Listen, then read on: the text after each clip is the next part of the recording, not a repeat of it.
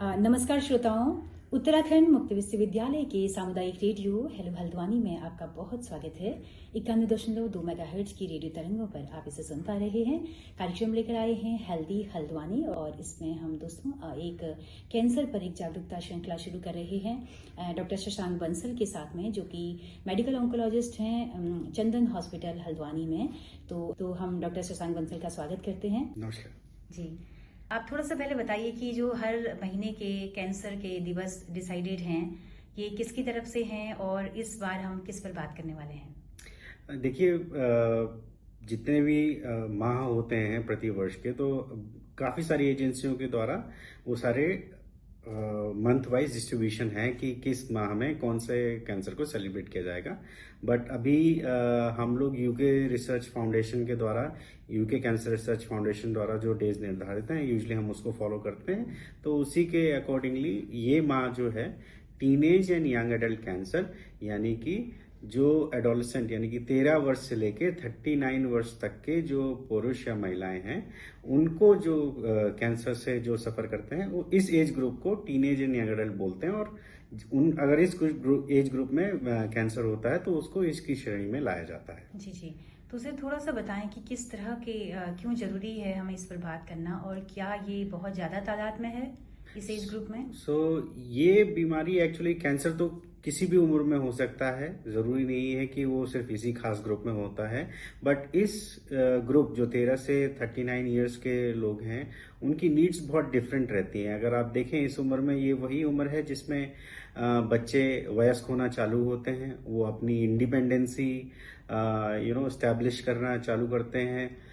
कुछ लोगों की ग्रेजुएशंस कंप्लीट होते हैं, उसके बाद वो जॉब स्टार्ट करते हैं। कई लोगों का नया परिवार स्टार्ट होता है, कई लोगों के छोटे बच्चे होते हैं। तो इस उम्र में कैंसर जैसी भयावह बीमारी अगर उनको डायग्नोज होती है, तो उनको मानसिक और पारिवारिक, इसके अलावा फाइनेंशियल रूप से, यानी कि पैसों को लेके भी काफी चिंताएं रहती हैं और एक तरीके से आदमी टूट सा जाता है। तो ये पेशेंट्स इस कैटेगरी में जो आते हैं, उनकी नीड्स बहुत ही डिफरेंट है in comparison to those who are diagnosed in 50s या 60s में जो डायग्नोज होते हैं, उनके कंपैरिजन में इनकी नीड्स बहुत डिफरेंट हैं और बहुत ही यूनिक प्रकार के कैंसर्स भी इसमें डायग्नोज होते हैं। जी सर, कई बार एक एज के बाद जब कैंसर होता है तो कई बार हम थोड़ा खुद को समझा लेते हैं कि चलो अब उम्र कितनी ही बची थी, लेकिन इस एज का कैंसर होना तो एक तरह से डरावना भी होता होगा, खुद के लिए भी और परिवार के लिए भी। बिल्कुल बिल्कुल सही बात बोली।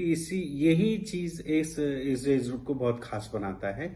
और हमको एज ए डॉक्टर भी हमको ये समझना बहुत जरूरी है कि इस एज के लोगों की नीड्स बहुत डिफरेंट है और उनको अकॉर्डिंगली ही हम लोगों को डील करना चाहिए। एज ए रूटीन पेशेंट उनको डील हम नहीं कर सकते जी, और किसी भी लापरवाही की गुंजाइश भी बिल्कुल इसमें नहीं बिल्कुल होनी चाहिए। बिल्कुल बिल्कुल। तो सर, इसमें कैटेगरी तो बहुत सारी होती होंगी, तो थोड़ा सा इसकी... प्रमुखता से कुछ कैंसर्स हैं जो इस एज ग्रुप में बहुत बहुतायत में पाए जाते हैं या फिर मोस्ट कॉमन होते हैं इसमें। जैसे थायराइड का कैंसर हो गया, लिम्फोमा हो गया, टेस्टिकुलर कैंसर यानी कि अंडाशयों का कैंसर, उसके अलावा कुछ बोन ट्यूमर्स और ब्लड मैलिग्नेंसीज यानी ब्लड कैंसर्स। तो ये ऐसे कुछ ग्रुप ऑफ कैंसर्स हैं जो इस एज ग्रुप में बहुत ज्यादा पाए जाते हैं। बट अच्छी बात ये है, हालांकि बीमारी तो कोई भी अच्छी नहीं होती, लेकिन अच्छी बात ये है कि इन बीमारी का इस एज ग्रुप में काफी अच्छा ट्रीटमेंट अवेलेबल है। और अगर प्रॉपर गाइडलाइन से ट्रीटमेंट किया जाए तो most of the cases, I will say 60 to 70% cases में कंप्लीट क्योर हो जाता है, जिसका मतलब कि वो लंबा अपना जीवन यापन करते हैं। किसी का बच्चा छोटा है तो इतना सर्वाइवल का टाइम मिल जाता है कि वो कम से कम उसका बच्चा बड़ा हो जाए और उसकी शादी हो जाए। इतना लंबा समय तक आसानी से काट सकते हैं। तो ये सबसे खास बात है। लेकिन उस बीमारी को पकड़ना उस एज ग्रुप में बड़ा इम्पोर्टेंट है। जी, तो सर क्या लक्षण दिखते हैं इस एज ग्रुप से भी? जैसे अगर बच्चे में अगर हम कहें ब्लड कैंसर भी होता है, तो थोड़ा सा बताइए कि कैसे हम पहचाने लक्षण तो को। अभी स्पेसिफिक तो मैं नहीं जाऊंगा। एक कॉमन ब्रॉडर जो जिसके साथ इस एज ग्रुप के लोग प्रेजेंट करते हैं। अच्छा, दिक्कत ये है कि ये लोग काफी यंग रहते हैं, जोश बहुत रहता है, तो छोटी मोटी अगर शरीर में कुछ परेशानी भी होती ना तो ये नजरअंदाज कर देते कि हमको तो बीमारी हो ही नहीं सकती, और अगर होती भी है तो नजरअंदाज हो जाती। तो लंबे समय तक ये लोग खींच सकते हैं क्योंकि इनके बॉडी बिल्ट ऐसा रहता है, स्टैमिना बहुत ज्यादा रहता है, जोश बहुत ज्यादा रहता है। But they also need to understand, हमारे कार्यक्रम करने का मकसद यही है कि उनको भी समझना होगा कि बीमारी एज उम्र पूछ के नहीं आती है, वो किसी को भी हो सकती है। और कुछ लक्षण जैसे अनावश्यक रूप से थकान, बिना किसी कारण के थकान होना, जैसे किसी ने ज्यादा मेहनत कर ली तो थकान होगी ही, लेकिन बिना किसी मेहनत करे अगर अनावश्यक रूप से थकान रहती है। शरीर में युवाओं में वजन कम करने की होड़ लगी रहती है। तो अनएक्सप्लेन वेट लॉस, यानी कि बिना किसी मेहनत के अगर आपका वेट लॉस हो रहा है तो वो कंसर्निंग है। कहीं से खून बह रहा है तो आपको फ्लू जैसे सिम्टम्स, यानी कि बार बार रिकरेंट इन्फेक्शन हो रहे हैं, शरीर में कहीं कोई गठान बन रही है जो साइज में बढ़ते जा रही है, और स्किन में अगर कोई आपका मोल या बोले तो मसा है, और वो मसा पहले से over the period of time अगर उसका साइज इंक्रीज हो गया है, तो all these things are concerning, और सारे सिम्टम्स जो हैं काफी कंसर्निंग हैं, और इसके लिए आपको अपने डॉक्टर से भेंट जरूर करनी चाहिए। सर एक थोड़ा सा क्यूरियोसिटी ये हो रही है कि परसेंटेज कितना होता है इनका, सो कितना फीसद है ये cancer? So approx if I से कि अगर जो टोटल कैंसर बर्डन है, यानी कि जो टोटल कैंसर के मरीज हैं, उसमें से 20 से 30% लोग जो है इस एज कैटेगरी में आते हैं। तो ठीक ठाक तादाद है। यस। और आज की डेट में ये बहुत देखा गया है, यूजुअली जो बड़ी आंत का या कोलोन का कैंसर होता था, जो अमूमन 50 साल की उम्र के ऊपर से होता था, लेकिन आजकल 30 से 39 साल के लोगों के व्यक्तियों में बहुत पाया जा रहा है, बिकॉज हमारी जो पाश्चात्यकरण हुआ है हमारे डाइट का और हमारे जीवन शैली का, उसके कारण।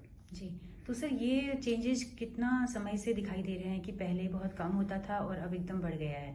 क्या पिछले 20-25 सालों से? नहीं, ये आने वाले अभी पिछले 5 सालों में ही ये चेंज नजर आया है। ओके, तो लाइफस्टाइल और पूरा हमारा जो क्लाइमेट, हमारा जो एटमॉस्फेयर है वो कैसे? कल्प्रेट हैं, पॉल्यूशन हो गया, पेस्टिसाइड्स का हो गया, केमिकल्स का इस्तेमाल हो गया, भले ही वो कॉस्मेटिक्स के रूप में हो या फिर अन्य किसी रूप में हो।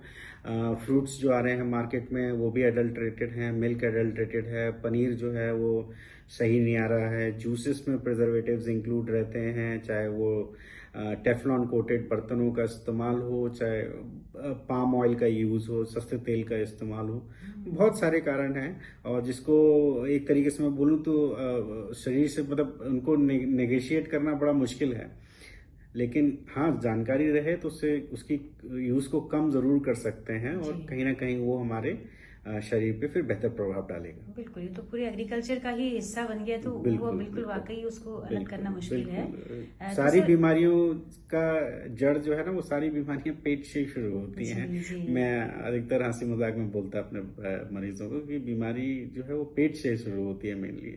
तो आपका खान पान कैसा है, आपका व्यवसाय क्या है, आपका व्यायाम का कितना आप डेली करते हैं, वो तो उन सब चीजों पर डिपेंड करता है। जी सर, इसके ट्रीटमेंट की अगर बात करें तो क्या ये मतलब जल्दी ट्रीट हो जाता है, या फिर कौन सी स्टेज के लोग आप तक पहुंचते हैं? सो यूजुअली जो डिपेंड करता है कि कौन से प्रकार का कैंसर है, तो अलग अलग प्रकार के जो कैंसर है अलग अलग सिम्टम्स से प्रेजेंट करते हैं, और डिपेंडिंग ऑन सिम्टम्स उनकी स्टेज भी डिसाइड हो जाती है। जैसे अंडाशय का कैंसर है, जैसे टेस्टिकुलर कैंसर है, तो हम देखते हैं कि टेस्टिस का साइज इंक्रीज होने लगता है, तो ऐसे में आदमी जल्दी डॉक्टर के पास आ जाता है। दूसरा रहता है बोन कैंसर हो गया, तो उसमें हड्डी में दर्द या फिर ज्यादा परेशानी होने लगती है, या फिर कभी कभी फ्रैक्चर भी हो जाता है, या फिर वहां पे सूजन या गठान दिखने लगती है, तो आदमी जल्दी हमारे पास आ जाता है। लेकिन कुछ लिम्फोमास हैं जैसे, तो उसमें यूजुअली सिम्टम्स रहता है वेट लॉस, रात में अधिकतर पसीना आना, या फिर बार बार इन्फेक्शन होना। तो यूजुअली इन केसेस में आदमी हमारे पास लेट आता है। वो डॉक्टर के पास जाते भी हैं तो इंडिया चूंकि टीबी बहुत कॉमन है, तो कई बार डॉक्टर्स उनको टीबी की दवाइयों पे रखते हैं 4-6 महीने, फिर भी ठीक नहीं होते, तब जाके फिर हम उसको लिम्फोमा डायग्नोस करते हैं। तो मल्टीपल कारण हैं जिसके कारण आदमी लेट स्टेज में भी प्रेजेंट करता है। और तो डॉक्टर्स की भी एक तरह से डायग्नोसिस कमजोर है थोड़ा, ऐसा हम बोल नहीं सकते, बिकॉज ओवरलैपिंग फीचर्स रहते हैं, ठीक है, और हर शहर में हर चीज की व्यवस्था होती भी नहीं है, और मरीज भी कई बार क्या है इग्नोरेंट रहते हैं, वो भी डॉक्टर से पूछ लेते हैं डॉक्टर साहब ये बीमारी है कि नहीं, डॉक्टर साहब ने टेस्ट लिखा तो वो कहते हैं अरे डॉक्टर साहब जो ये कर दो, है ना। तो एक किसी को जिम्मेदार करना लेबल करना इट्स नॉट जस्टिफाइड। सर, इसमें आपने ब्रेस्ट कैंसर का जिक्र नहीं किया, ये भी तो कम एज में ब्रेस्ट कैंसर यूजुअली जो है 40s की एज में होता है, लेकिन वो एक्सेप्शन नहीं है। आई हैव सीन, हमारे पास पेशेंट्स आए हैं जो 23 इयर्स 32 इयर्स के भी थे ऑन डायग्नोसिस, और आजकल प्रेगनेंसी के दौरान महिलाओं में ब्रेस्ट कैंसर बहुत डायग्नोस हो रहा है, बट उतना ज़्यादा नहीं है सिग्निफिकेंट जितना कि हमारा बड़ी आंत का कैंसर है, तो उसमें तो पूरा ही शिफ्ट हो चुका है। लेकिन ब्रेस्ट कैंसर में भी है, लेकिन तादाद प्रोपोर्शन रेशियो कम है। जी, तो सर जैसे किस स्टेज में आने वाले कितनी जल्दी ठीक हो जाते हैं, कुछ ऐसा आइडिया? तो बेसिकली स्टेज से ज़्यादा ट्यूमर, कौन सा ट्यूमर है ये बहुत इंपॉर्टेंट है। जैसे टेस्टिकुलर ट्यूमर या फिर जर्म सेल ट्यूमर जो है, जिनको हम बोलते हैं, उनमें स्टेज 4 में भी अप्रॉक्स 60-70% चांसेस हैं कि यू विल बी, आप क्योर हो सकते हैं। और अगर अर्ली स्टेज आती है तो 90-95% चांसेस हैं कि आप क्योर हो जाते हैं। उसके वरन अगर आप दूसरे जैसे बोन ट्यूमर्स हो गए या ब्रेन ट्यूमर्स हो गए, इसमें अगर लेट स्टेज में आप आते हैं तो सर्वाइवल कम रहता है, बट अर्ली डायग्नोसिस से आपको बेटर रिजल्ट्स मिल सकते हैं। जी, सर कोई ऐसी संस्थाएं भी हैं कि जो डोनेट करती हैं इसके लिए कोई फंड वगैरह? स्पेसिफिकली जो हमारे 13 to 39 ईयर्स का एज ग्रुप है, जो इंटरनेशनल एजेंसीज के द्वारा डिफाइंड है, इंडिया में हमारे यहाँ टीनेज ग्रुप जो है वो डिफाइंड है 13 to 29 years up to 30 years, ये डिफाइंड है। तो इसके अकॉर्डिंग्स में एक संस्था है जिसका मैं नाम देना चाहूँगा, teenage and young adult cancer foundation, Tycan foundation, जो कि इस वर्ग के जो कैंसर पेशेंट्स हैं उनको सहायता प्रदान करती है उनके ट्रीटमेंट में। और बाकी आयुष्मान योजना जो सरकार की है उसमें भी ये ट्रीटमेंट कंसिडरेबली ट्रीटमेंट हो जाता है। जी, तो डॉक्टर साहब बहुत बहुत शुक्रिया। कुछ जो है संदेश आप चलते चलते देना चाहें तमाम सुनने वालों के लिए? स्वस्थ रहिए, जो आप खाते हैं उसके बारे में जानकारी रखिए और व्यायाम करते रहिए। जी, तो बहुत बहुत शुक्रिया सर, आपने इतना कीमती वक्त अपना दिया। Thank you. बहुत शुक्रिया आपका। तो दोस्तों, आप थे डॉक्टर शशांक बंसल और आपने पूरा एडल्ट और टीनेज कैंसर के बारे में बहुत ही विस्तार से जानकारी आपने हासिल की। अगर ये बातचीत आपको पसंद आई हो तो अपना फीडबैक हमें जरूर दीजिएगा। आपके फीडबैक का बहुत बेसब्री से हमें इंतजार रहेगा। दोस्तों, जैसे कि हम बताते हैं कि हमारा रेडियो एक सामुदायिक रेडियो है जिसकी पहुंच रेडियो में केवल हल्द्वानी शहर तक है। लेकिन अगर आप दूर दराज पहाड़ों में या देश के किसी भी हिस्से में इस रेडियो को सुनना चाहते हैं तो हमारे यूट्यूब चैनल के जरिए आप इन कार्यक्रमों को सुन सकते हैं। हेलो हल्द्वानी नाम से हमारा यूट्यूब चैनल है, फेसबुक पेज है, इंस्टा अकाउंट है। आपके फीडबैक का बहुत बेसब्री से हमें इंतजार रहेगा। तो डॉक्टर शशांक बंसल के साथ में अपनी रेडियो मित्र सुनीता भास्कर को दीजिए इजाजत। नमस्कार।